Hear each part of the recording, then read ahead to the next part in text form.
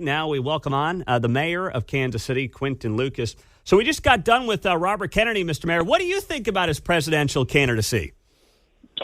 I think it is a bit of an ego trip. It is interesting. He's been a man who has had quite a kind of varied career in terms of the areas that he's interested in, usually finding unique extremes while still residing on the Democratic side. It allows him to be a bit of a unicorn, but I think he's finding himself now in a situation looking to be an independent where, frankly, nobody's really seen him as an alternative to the president, nor a really useful alternative to President Trump. So, we've had people like him in the past. Lyndon LaRouche, Ross Perot, I think, was vastly more interesting. And so I think his campaign will peter out, and he'll go on to do the next thing that gets him attention and good interviews with people like you in the future. Well, what about the fact, you have polls that are being done and legitimate polls, Siena College, New York Times, that shows he leads in battleground states with young people under 45. I mean, you're under 45, I'm under 45.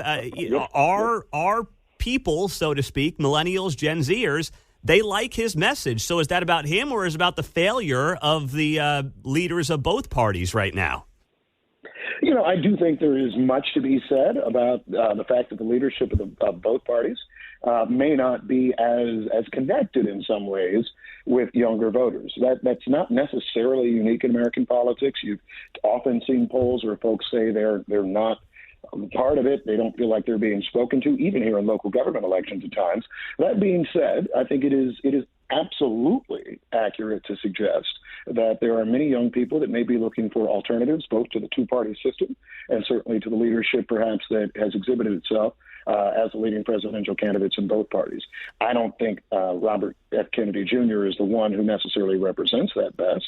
I think if you look at the left and the right, there are people, ones with whom I don't necessarily agree, say a J.D. Vance on the right and AOC on the left, that engage more young people in their relative bases. I think that's what the future of American politics is going to be, not necessarily the storied Kennedy clan name. All right. Quinton Lucas on KCMO. Now back to what's happening in your backyard. You've had a busy week. What's going on here with the ordinance, of course, that we talked a lot about last week when it comes to landlords and tenants and what you can and cannot reject somebody for? Certainly income is on that list, but also we had the conversation last week about maybe someone's eviction history, criminal background. Yeah. Are you going to vote on this today as a city council? I find it unlikely. You have been working with you've been interviewing me for years, not actually working with me, but many others have, and those who are on my political left and on my political right. One thing that I usually try not to do are overwhelmingly hasty decisions. I think that we had a fairly robust conversation. I was heartened by a member of the Show Me Institute, a libertarian think tank here in Missouri, who said that we had a fair conversation, we ran a good meeting, and we heard from both sides.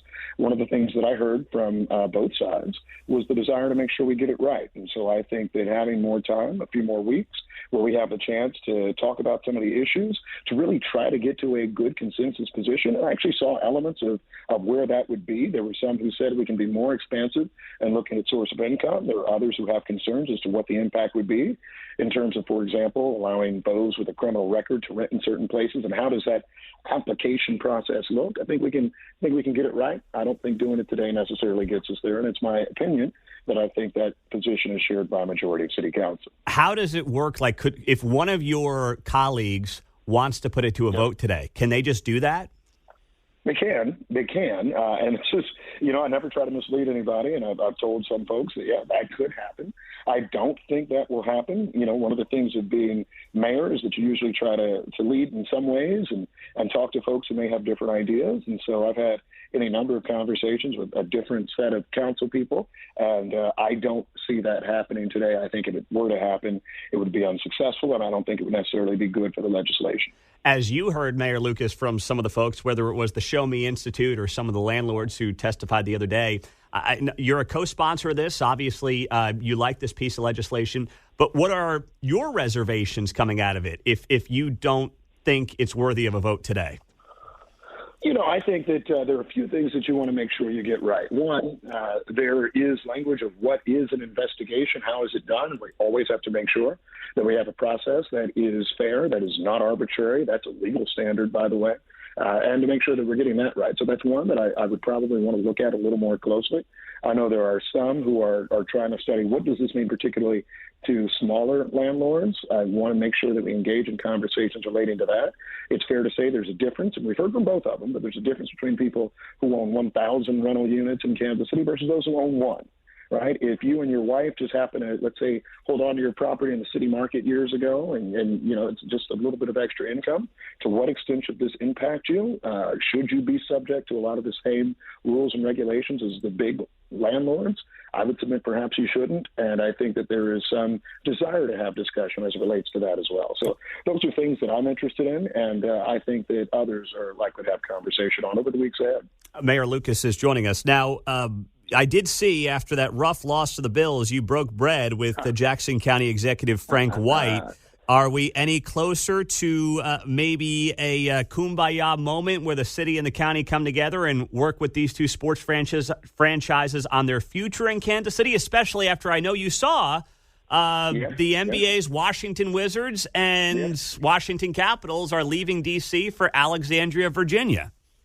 I am 100% with you in the fact that that is concerning. Actually, as you may or may not know, I did a day trip to Washington yesterday. I was at the White House yesterday, among other things, and a number of people talked to me about, did you see the news? The Wizards and the Capitals are moving to Northern Virginia. Republican Governor of Virginia, Glenn Youngkin, had a very big press conference, basically kind of dunking on D.C., and I think there is no one in the District of Columbia this morning who thinks it's a good thing. The mayor's upset, lots of the city council are, which is interesting because just about all those people are to my political left, which is often a position that says we don't need stadiums, we don't need teams, it doesn't make a difference. The reality is it does.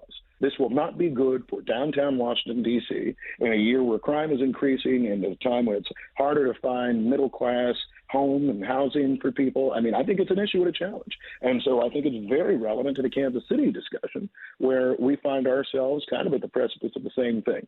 I do think that Jackson County and Kansas City will be able to come to a solution. I think that's something that I have shared for a while. There are others who go on the radio and perhaps talk about the sky is falling and all those sorts of things. It's taken longer than I would have liked, but there are a lot of things in this county and this region that seem to go sometimes the way I don't necessarily enjoy it. But Kansas City stands ready to and is already participating, I think, actively in how we come to a solution for both of these teams, being able to play in Kansas City, Missouri, in Jackson County for the next several generations. And I did see as well to our south, Oklahoma City taxpayers just renewed a 1 cent, a full penny sales tax for the Thunder. And if I saw it correctly, I think that the city is funding like 95% of the stadium. Yes.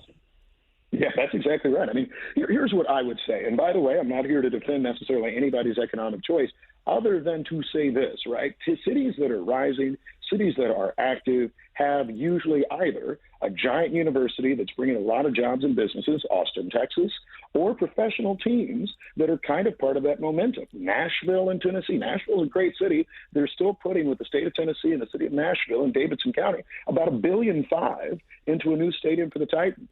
I know economists of Twitter like to say how these are just terrible ideas and all that sort of stuff because they don't give a one-for-one cash infusion. I will note very few things that government invests in do, roads, parks, anything like that. And so I do think that it's going to be important for Kansas City to get its act together, and I do believe that stadiums should be in core cities. If you go up to Detroit, that's kind of their whole economic development activity, is having 4 professional teams that play in the city of Detroit and have largely kept that alive at a time when it's been incredibly challenging for that community. So Oklahoma City, a city with a Republican mayor, cities with Democratic mayors like Nashville, you're seeing a lot of these places come to those decisions. The ones that don't, like Oakland, are finding themselves with far more challenges. Last thing here, I know, of course, we're entering the holiday season. It's Hanukkah, Christmas coming up in about 10 days.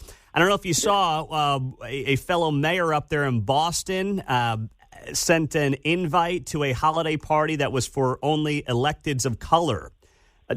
Is there going to be an electeds of color holiday party in Did you see that or no? Ooh, boy, I didn't. I did not see that, but my former colleague Lori Lightfoot in Chicago, you remember she would only talk to I think black reporters for a little while. Yeah.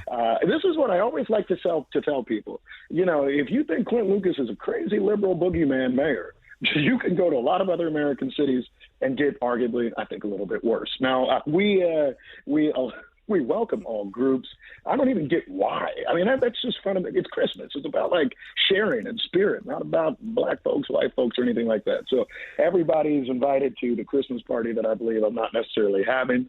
And I hope in the new year, all my fellow mayors do the same. That's kind of crazy. I didn't know that. Yeah, well, just do a quick Twitter Google search after we're done here. Michelle Wu, a holiday party for electeds of color. Last thing, are you going to be the first guy in the Ferris wheel today when it opens up? I love the Ferris wheel. You may or may not know I kind of live down the street from the Ferris wheel. I think the Ferris wheel is trolling Kansas City. It came on the scene. Nobody knew about it. It gets these incredible reactions from people. So I will happily be on the Ferris wheel right next to the highway. My favorite chats are with my friends at KCPD who have at times said, we're not sure it's a most secure thing, but you know what the heck. Hopefully it's a lot of fun. You get kind of medium height views of Kansas City, the highway nearby, the drive into KCK. So I look forward to being a part of it. Hey, everybody coming to town. I know nothing about the development nearby. I know a little about it, but seems like they're opening it a little bit early. But, you know, heck, it's another thing to add to Kansas City's things for us young dads to do with toddlers. We'll be watching and seeing how it goes. Thank you very much, Mr. Mayor. We'll talk to you next week. Hey, take care. All right. That is Quinton Lucas. Good to have him on KCMO Talk Radio.